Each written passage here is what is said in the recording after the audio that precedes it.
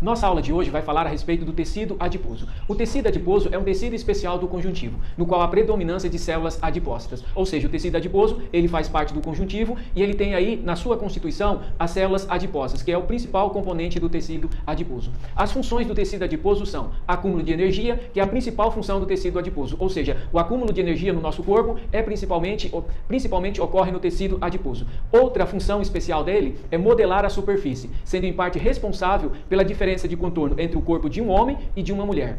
Ele também vai absorver choques, funcionando como amortecedor. Então isso é importante porque o tecido adiposo, ele também tem essa capacidade. Quando algo bate no corpo, ele tem a capacidade de amortecer. Um dos exemplos aí é o panículo adiposo na sola do pé. Então ele fica na hipoderme e ele vai ter a capacidade de absorver o impacto quando nós andamos. Então isso é uma função especial do tecido adiposo. Absorver esses impactos que a sola do pé dá no restante do corpo quando nós pisamos no chão.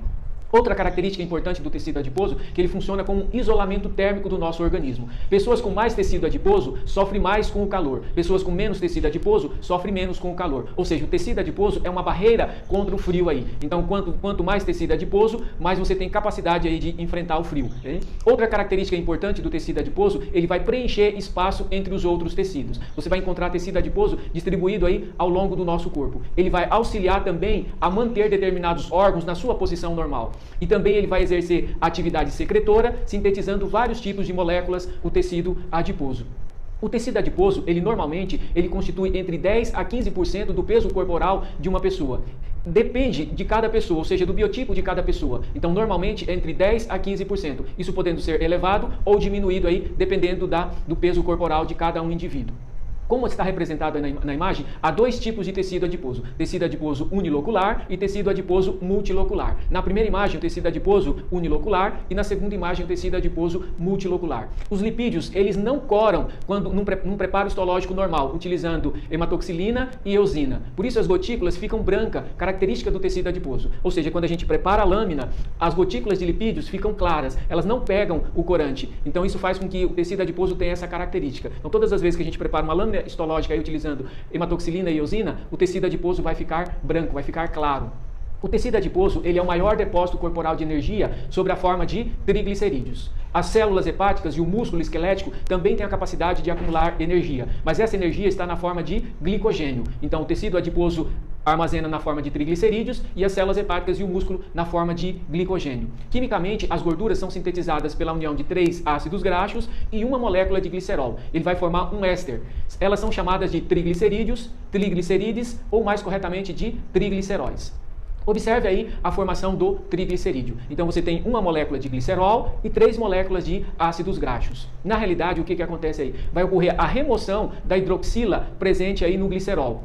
Então ele remove aí as hidroxilas, 3 hidroxilas presentes no glicerol e também vai remover um hidrogênio de cada um dos ácidos graxos e vai ocorrer a união do glicerol e os ácidos graxos e vai formar o triglicerídeo. E na realidade, quando você termina de formar o triglicerídeo, você forma também 3 moléculas de água, que na realidade são as hidroxilas e os hidrogênios que foram liberados aí nesse processo. Então, um glicerol mais 3 ácidos graxos vai formar um triglicerídeo aí, perdendo assim a hidroxila e o hidrogênio no glicerol e no ácido graxo.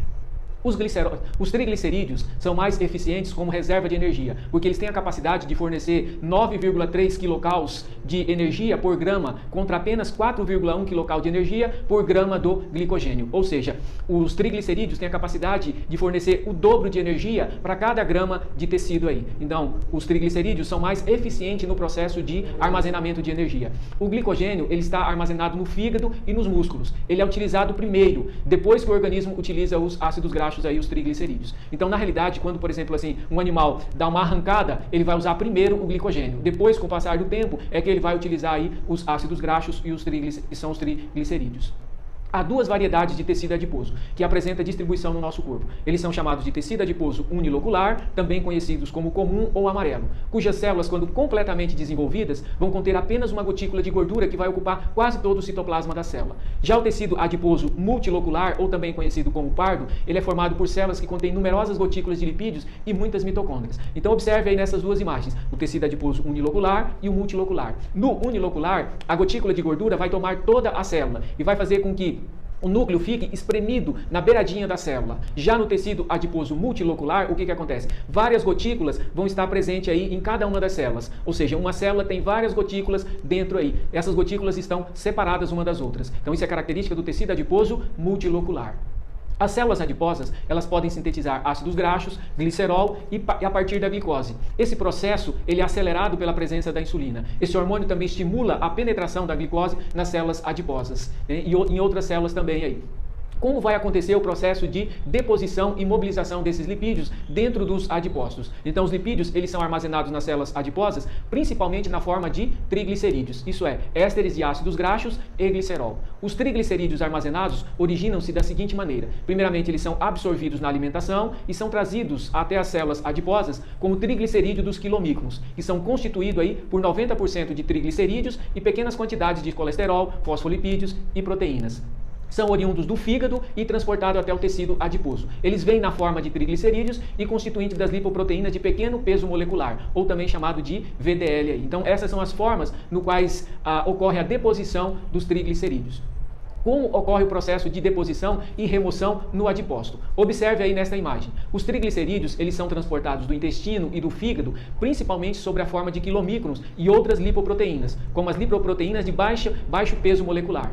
Nos capilares, esse tecido adiposo, ou seja, essas lipoproteínas, são atacadas pelas enzimas chamadas de lipase lipoproteica, liberando os ácidos graxos e o glicerol. Essas duas moléculas vão se difundir do capilar para o citoplasma do adipócito, onde vão formar os triglicerídeos, que são depositados até que ocorra a necessidade de utilização novamente aí desses triglicerídeos. Então, nos capilares sanguíneos do tecido adiposo, graças à enzima lipase lipoproteica produzida pelas células adiposas, ocorre a hidrólise dos quilomicrons e das lipoproteínas de baixo peso molecular, com a liberação de seus componentes aí, no caso ácidos graxos e o glicerol, que vai se difundir para o citoplasma da célula adiposa, no qual se recombina para formar novas moléculas de triglicerídeos que vão ser depositadas. O processo de utilização. Então, como ocorre a utilização dos lipídios nos adipócitos? Primeiramente aí, é produzido a norepinefrina, que é liberada nas terminações nervosas, que vão estimular intracelularmente o AMP cíclico, que vai ativar a lipase sensível ao hormônio. No adipócito, essa lipase hidrolisa os triglicerídeos armazenados, formando aí os ácidos graxos livres e o glicerol. Essas duas substâncias se difundem para o interior do capilar. No capilar, os ácidos graxos se ligam à porção hidrofóbica das moléculas de albumina para serem distribuídos nos tecidos aí, onde elas serão utilizadas como fonte de energia. O glicerol, ele vai permanecer livre no sangue e será captado principalmente pelo fígado. Então ocorre o processo aí de renovação, né? Já o processo de formação do tecido adiposo. Nós temos aí a histogênese do tecido adiposo unilocular e a histogênese do tecido adiposo multilocular. As células adiposas unilocular vão se originar no embrião a partir de células derivadas do mesênquima, né? E vão formar aí os lipoblastos. Então, essa é a origem do tecido adiposo unilocular. Já o tecido adiposo multilocular, sua formação é diferente da observada no tecido adiposo unilocular. As células mesenquimais que formam o tecido adiposo multilocular vão se tornar epitelioides, vão adquirir um aspecto de glândula endócrina cordonal antes de acumularem a gordura. Ou seja, o tecido adiposo multilocular, ele forma como se fosse uma glândula para depois ocorrer aí o acúmulo de energia.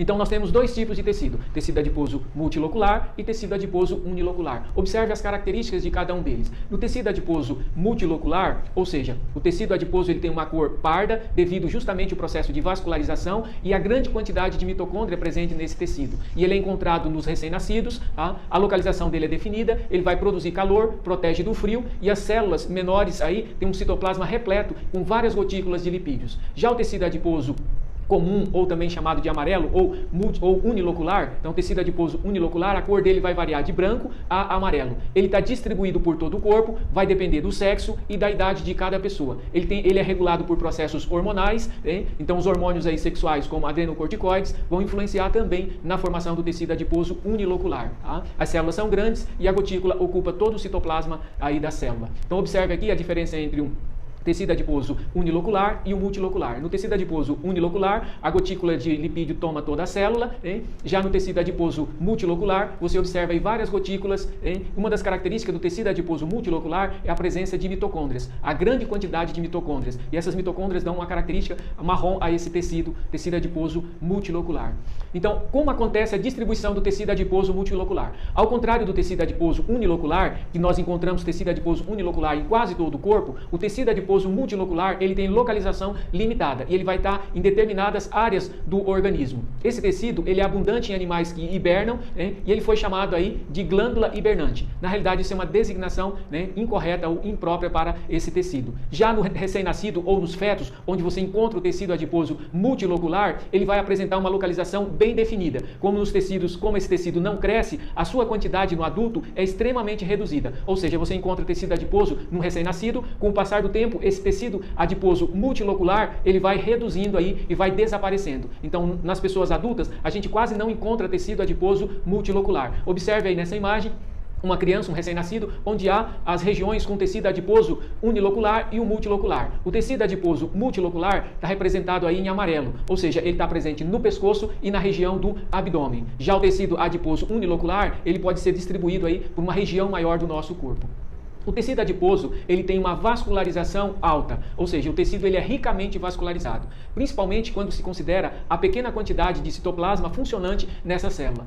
Ocorre a remoção de lipídios quando necessário, isso se faz de forma igual em todo o tecido. Primeiro são mobilizados os depósitos subcutâneos e os do mesentério e os retroperitoneais, enquanto os tecidos adiposos localizados na região dos coxins, nas mãos, dos pés, né, e também nas extremidades dos ossos, esse daí vai ocorrer só quando ocorre a desnutrição. Ou seja, o tecido adiposo que está no panículo adiposo na palma da mão ou na sola do pé, eles só vão ser absorvidos só se ocorrer um processo de desnutrição, porque eles têm a função de ser um amortecedor nessas regiões do nosso corpo.